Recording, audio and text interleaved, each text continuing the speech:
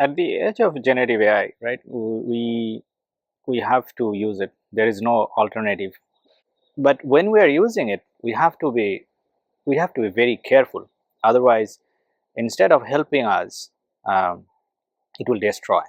Okay, so it is always like to be careful with the knife or any kind of explosive things, because if you are not careful with it, it will not help. It will backfire. So a few things to start with. First of all, when we are getting any content from the generative AI search tools, it can be text, it can be image, it can be any kind of form of information that we are getting. Before we share it, we just cannot copy paste this. We must review it before we share it.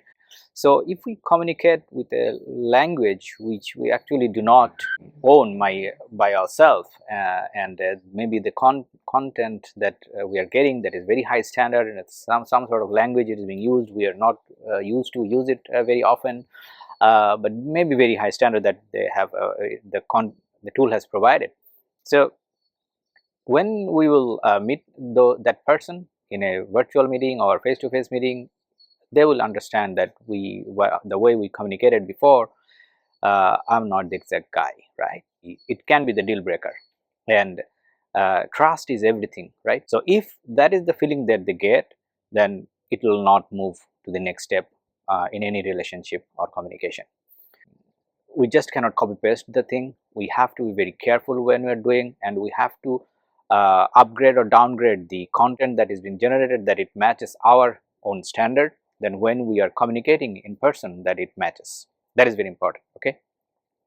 And the second thing is that we have to review every bit of it, that we do not miss anything what is being written there. So now it is being using for software development, for proposal writing, for any kind of writing it is being using heavily. So let's say we are writing a proposal and we are taking out some sort of description from those tools, and we are, without reviewing, we are putting it in the proposal, and we are getting it signed, and agreement is done, and project is owned by the company.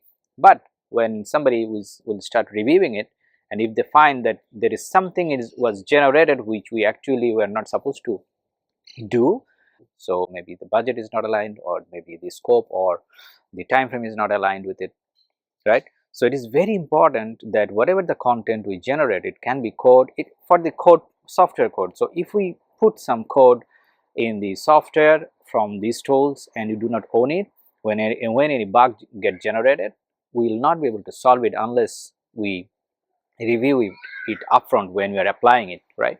So that's why it's very important that we review, we own the every bit of it, and then we use it. Otherwise, other than helping this, it will actually destroy everything.